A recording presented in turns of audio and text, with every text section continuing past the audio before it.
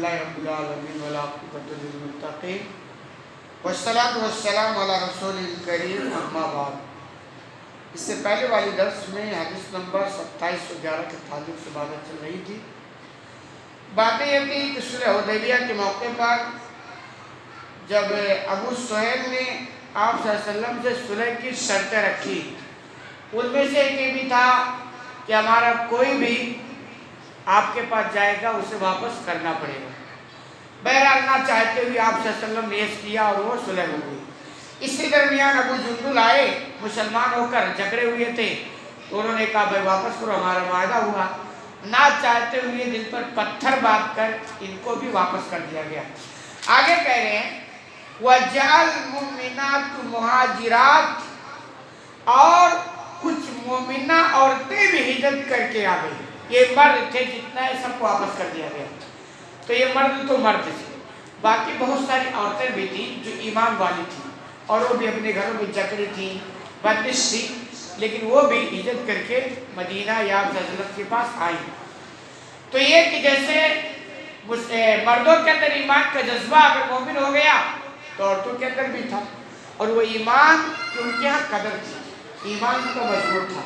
इसकी वजह कि ईमान के पीछे उन्होंने बहुत मेहनत की थी। आसानी से उनको ईमान नहीं मिला था। ईमान लाए तो पापड़ बेलना पड़ा, तो ईमान की कदर जानते थे। हमारे ईमान की कदर नहीं, क्योंकि हमको बाप दादा से मिल गया, फ्री ठोकर था, इसलिए ईमान की कदर हमारे पास नहीं। हालांकि हमें तो और अल्लाह का एहसान मानना चाहिए कि बगैर मेहनत की नेमत हमको मिल गई है, लेकिन ये थोड़ा उल्टा हो गया। तो ऐसे बहुत सारी मोमिना औरतें भी करके आई। वक़ात में कुलसूम बिन्त उक़बा बिन अबी मुईत बिमन खरजा रसूलुल्लाह सल्लल्लाहु अलैहि वसल्लम यौमैन व हिय आतिकुन। कह उसी दिन जो औरतें आप सल्लल्लाहु अलैहि वसल्लम के पास हिजरत करके आई, उन्हीं औरतों में उम्मे कुलसूम बिन्त उक़बा बिन अबू मुईत थी। यानी उम्मे कुलसूम जो उक़बा बिन अबू मुईत की बेटी थी, ये मुसलमान हो गई थी और ये भी हिजरत करके आप सल्लल्लाहु अलैहि वसल्लम के पास उसी दिन का वाक़या। और कह रहे वह ये आती कुछ, और ये बिल्कुल जवान थी, यानी उम्र दराज नहीं थी, बिल्कुल जवान थी, और ये हिजरत करके आई। फजाअलुहा यसअलून नबी सल्लल्लाहु अलैहि वसल्लम, तो उनके जो खानदान वाले थे वो आए और नबी करीम सल्लल्लाहु अलैहि वसल्लम से सवाल किया कि साहब हमारी जो बेटी आ गई है उसे आप वापस करें, हमारे वादा हो गया।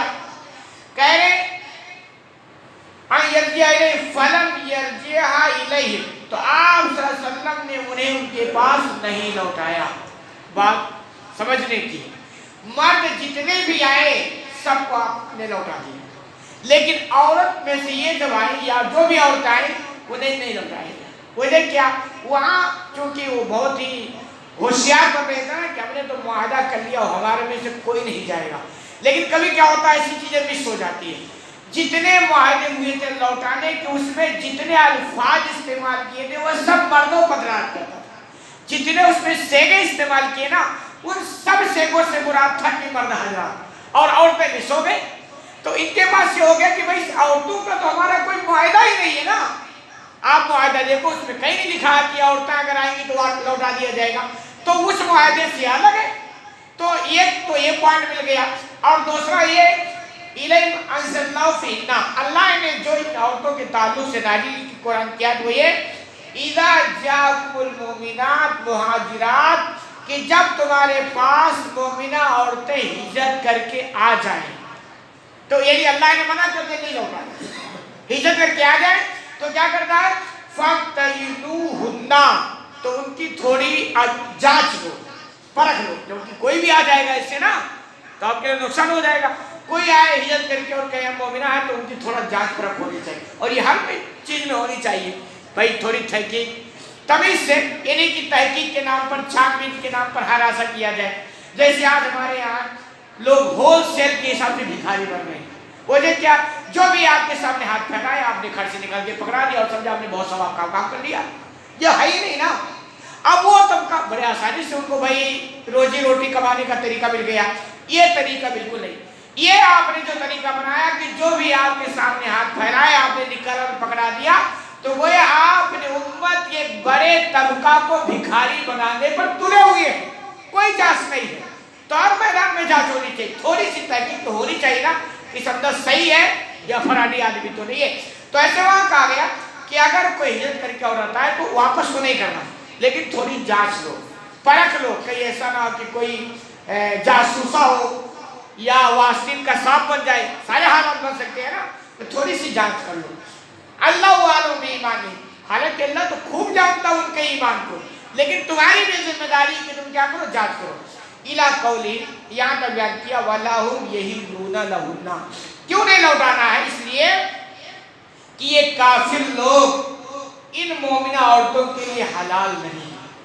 کوئی عورت ایمان لے آئے تو اب کافروں کے لیے وہ حلال نہیں رہ جاتی ہے. تو اسی لیے کہا گیا کہ صاحب اب ان کو نہیں لوٹایا جا سکتا ہے. وجہ کیا؟ کفر اور ایمان یہ دونوں ایک ساتھ چل نہیں سکتا. اس کے پیچھے لاجک ہے کہ چونکہ مرد حاکم ہوتا ہے، اب اگر عورت کسی مشرک یا کافر آدمی کے نکاح میں ہے، اس سے تو بچے پیدا ہوں گے، اس سے کیا ہوگے؟ اکثر ہی ہوگا کہ وہ باپ کے نقشے قدم پر چلتے ہیں، کہ تو نسل خراب ہو جائے گی نا.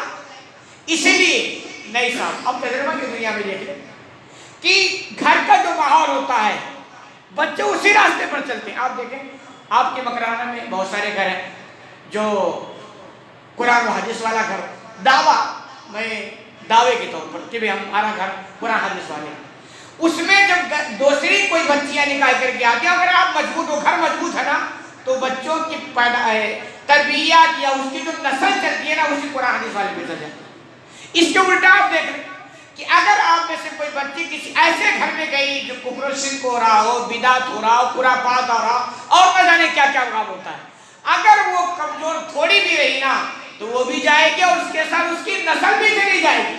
یہی لاجک ہے کہ کوئی مومنہ عورت کسی بھی کافر کے نکاح میں رہ نہیں سکتی ہے، ورنہ کیا ہوگا؟ نسل خراب ہو گئی. اس لیے آپ دیکھیں کہ اہل کتاب یہود و نصارہ ہیں، ان کے عورتوں سے مسلمان نکاح کر سکتا ہے، لیکن ان کے آدمی مومنہ عورتوں سے نکاح کی پرمیشن نہیں. اسلام کی تھوڑی وجہ کیا؟ وجہ کہ عورت اگر چلی گئی تو نسل کیا ہوگا؟ پھر وہی چل جائے گا. اور عورت ہمارے پاس اگر آ گئی نا تو چونکہ ماحول یہ ہوگا پھر ان کی نسل جو چلے گی وہ کیا چلے گی؟ ایمان والی چلے گی. تو یہی لاجک ہے کہ مومنہ عورت اگر ہو گئی ہے تو کافر اور مشرک کے لیے حلال نہیں ہے، اسے لوٹانا نہیں. اللہ رب العالمین سے دعا ہے کہ لا لا یہ میں کہتے سمجھا دعا کرنے کی توفیق عطا فرمائے.